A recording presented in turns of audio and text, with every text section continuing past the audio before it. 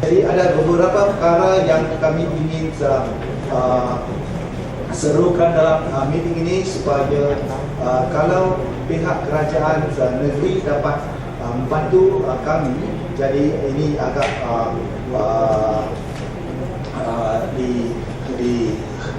dialu-alukan oleh pihak waris seperti kami. Jadi perkara yang pertama yang dihadapi oleh kanak-kanak kami adalah biasanya masa untuk pemeriksaan untuk anak-anak kami adalah tidak cukup. Ini bukan masalah yang baru. Ini adalah masalah sejak berpuluh-puluh tahun yang lepas. Masalah yang dihadapi adalah bagi kanak-kanak khas ini, mereka memerlukan masa untuk tukar kertas semasa mereka menjawab soalan dalam braille. Kebanyakan mereka menggunakan braille. Bagi mereka yang tidak ada kurang ingatan, mereka menggunakan flash screen. Jadi bagi mereka yang guna braille, bila nak tukar paper itu akan mengambil masa. Dan pihak Kementerian Pendidikan sudah memperuntukkan 30 minit untuk perkara ini. Tetapi 30 minit itu untuk tukaran paper dan sebagainya. Dan pihak kementerian tidak mengambil berat tentang perkara yang budak-budak yang tidak nampak menghadapi masalah. Contohnya macam gambar raja yang unik, di mana orang biasa akan selepas tengok dia akan tahu apakah gambar raja itu. Tapi bagi budak-budak yang tidak nampak, gambar raja yang khas, di sini ada beberapa contoh di sini.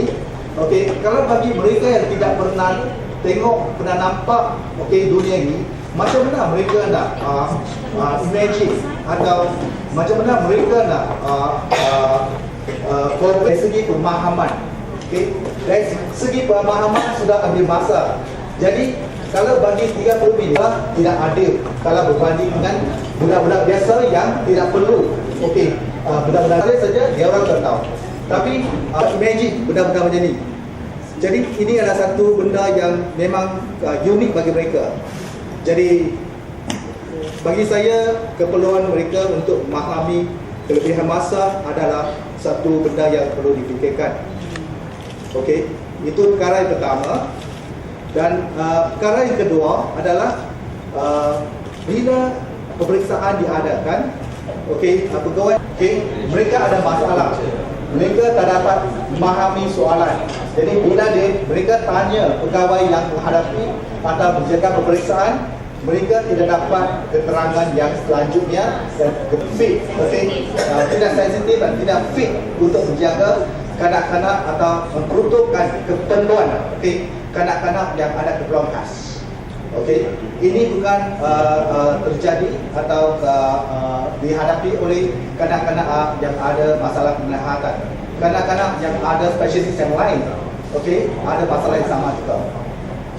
Perkara yang ketiga yang saya rasa ini lebih kepada sekolah dan pihak Kementerian Pendidikan perlu menitik beratkan adalah kualiti pendidikan bagi kanak-kanak yang ada di sekolah khas. Bagi sekolah biasa, silibus akan ikut seperti sekolah biasa. Tahun depan kena habis. Tahun 5 kena habis. Tahun 6 kena habis.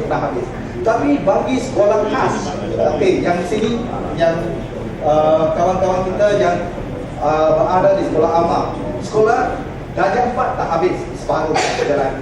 Darjah 5, separuh jalan. Ada 10 chapter, habis 5 chapter saja. Standard 6, tak habis.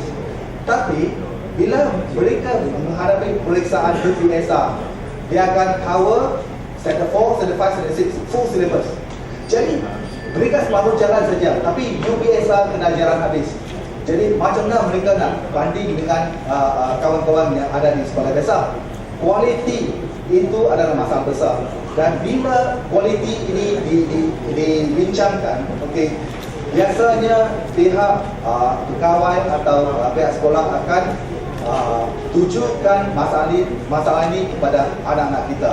Tapi saya rasa itu adalah satu tujuan yang tidak adil. Kalau bagi anak-anak kita yang tak nampak, kita beri peluang kepada mereka, mereka akan menunjukkan keputusan yang lebih kurang dengan orang yang biasa dan ada setengahnya lebih daripada kanak-kanak yang biasa. Contohnya macam anak saya yang ada di sekolah kebangsaan Jalan Hamilton. Semasa saya apply application kepada pihak kementerian tentang sekolah biasa ini, mereka memberitahu kata ada banyak masalah, terutamanya dari segi keputusan. Tapi hari ini saya telah tunjukkan satu contoh kepada pihak kementerian kata dia boleh bertanding dengan budak-budak biasa dan sekarang dia dapat keputusan yang agak cemerlang dan saya rasa puas dan pihak kementerian pun dapat buka mata kata mereka ini ada potensi untuk standing dengan budak-budak biasa. Pasal bagi mereka adalah kekurangan adalah tiada peminatan saja. Okey, dari segi mentaliti, dari segi fikiran, dari segi kemampuan, dari segi lain-lain, mereka adalah standing dengan orang biasa dan peluang yang sama perlu diberi kepada mereka. Okey, so itu adalah 3 perkara yang utama yang saya dapat huraikan di sini dan mungkin saya bukakan sedikit soalan atau apa-apa perkara yang ibu bapa yang lain akan huraikan di sini. Yang pertama ialah bahawa Kementerian Pelajaran boleh lanjutkan 30 minit lagi untuk masa yang sedia ada dipanjangkan. Yang dipanjangkan sekarang tak cukup, nak panjangkan tambah 30 minit lagi. Saya rasa itu permintaan mereka dan tadi Encik Teo telah menjelaskan dengan kita jelas. Kalau kita nak gunakan braille, kita nampak senang, tapi untuk mereka yang nak faham raja ini bukan senang. So kita harap mereka boleh faham dengan panjang masa 30 minit. Saya rasa tidak ada orang yang akan menentang, kecuali mungkin yang buat peperiksaan itu saja. So tak ada orang yang akan menentang bagi 30 minit lagi. So kita minta atas free kemanusiaan dan juga untuk menggalakkan pelajar-pelajar yang kurang daya penglihatan, memberikan mereka sedikit masa. Saya rasa adil dan patut untuk mereka. So ini adalah satu permintaan berdasarkan free kemanusiaan. Dan saya akan tulis surat kepada pihak Kementerian Pelajaran untuk membuat permintaan. Saya rasa bukan sahaja untuk Pulau Pinang, untuk satu negara. Ya, untuk satu Malaysia. Kita untuk satu negara. So kalau tak lulus satu Malaysia tak bermakna. Kalau ini 30 minit tak boleh bagi, ini satu Malaysia tak bermakna. So saya harap ini dia boleh luluskan. Okay, terima kasih. Which Kenton say which school you are from? Terima kasih bagi saya peluang berucap di sini. Selamat pagi saya ucapkan kepada YB Lim Kuan Yin, para wartawan, para YB dan para waris yang saya hormati. Okey, saya ingin mewakili murid-murid darjah 6 dari Sekolah Kebangsaan Pendidikan Khas Alma dan Sekolah Kebangsaan Jalan Hamilton untuk berucap sedikit di sini. Saya ada satu permintaan. Saya ingin meminta dari YB, iaitu saya ingin mewakili kawan-kawan saya meminta seorang sebuah laptop. Hal ini kerana laptop itu dapat membantu kami dalam pelajaran. Dia dapat membantu kami mencari maklumat tentang pelajaran di dalam internet. Biasa. Sebenarnya komputer bagi kanak-kanak yang tiada penglihatan adalah biasa dan sama dengan komputer yang kita pakai. Yang berbeza adalah diorang ada satu software dipanggil JAWS atau Visualize yang boleh bercakap. Itu saja. Dan kadang-kadang kami juga tidak mau ketinggalan di mana. Mereka juga mau naik internet untuk cari resources, nak contact dengan kawan-kawan lain melalui email, Skype dan sebagainya. Mereka boleh buat semua. Apa yang orang biasa boleh buat, mereka boleh buat semua.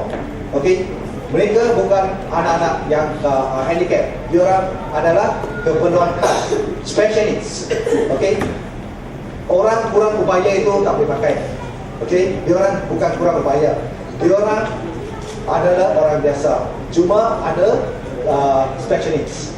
Dan Kenzo di sini akan tunjukkan sikit macam mana orang buta macam Kenzo pakai komputer.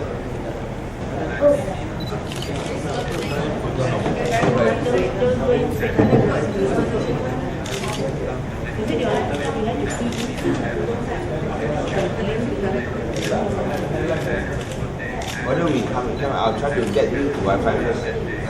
Cancel. Cancel. Tak ada password kan? Connecting. Ada lah. Chia tao được cái giúp chia tao wifi. Đây là connected được.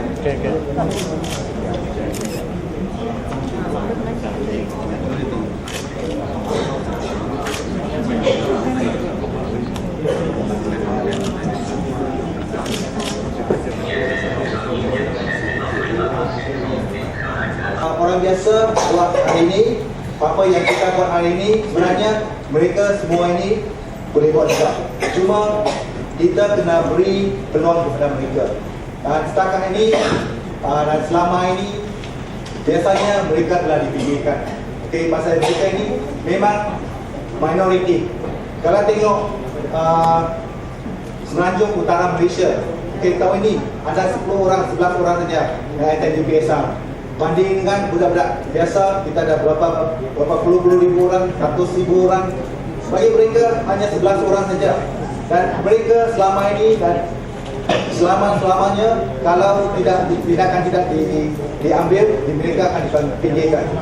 Jadi ada satu ketidakadilan kepada masyarakat kita. Dan apa yang mereka boleh buat hari ini, bukan satu orang, semua orang boleh buat. Dan anak saya sendiri juga, apa yang orang biasa boleh buat. Contohnya muzik, 3 tahun dia sudah break in. Pada umur 11, sudah habis break in. Dan Kenzo juga grade 3. Ada seorang budak lagi dari Ipoh grade 5. Semua skor rendah saja.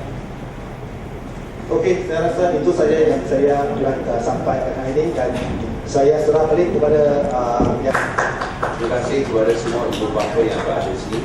Saya rasa saya akan surat kepada Kementerian Pelajaran untuk minta lanjutkan masa 30 minit. Pada masa yang saya bagi satu sikit sumbangan, iaitu 600 ringgit kepada semua pelajar-pelajar sebagai satu sumbangan, sikit sumbangan kepada pelajar-pelajar. Kita harap anda akan dapat gerakan untuk menghabiskan peperiksaan dengan baik. Terima kasih.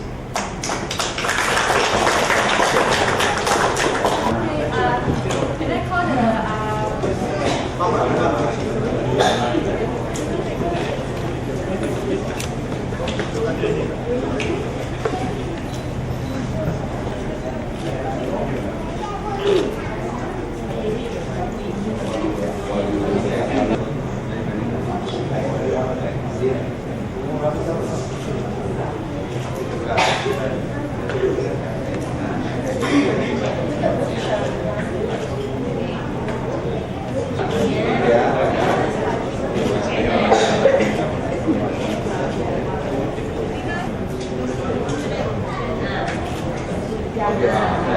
Mungkin anak lelaki dapat Muhammad Jikri, Akasha bin Muhammad Syarul.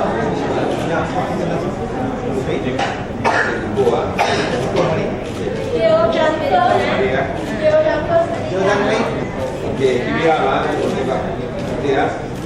Go Kaishen.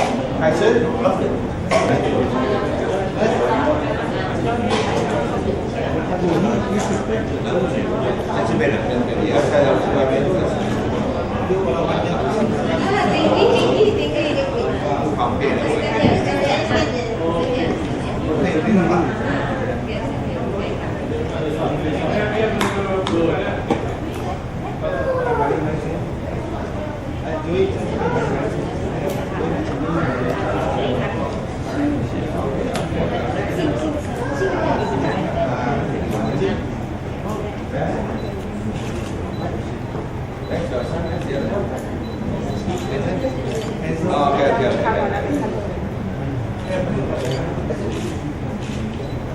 Ini harapan. Ini harapan. Pulau Pinang akan tumbuh semana. Ini harapan. Okay, ya, jangan rasa Pulau Pinang akan tumbuh semana. Okay, ya. Thank you. Terima kasih. Alright.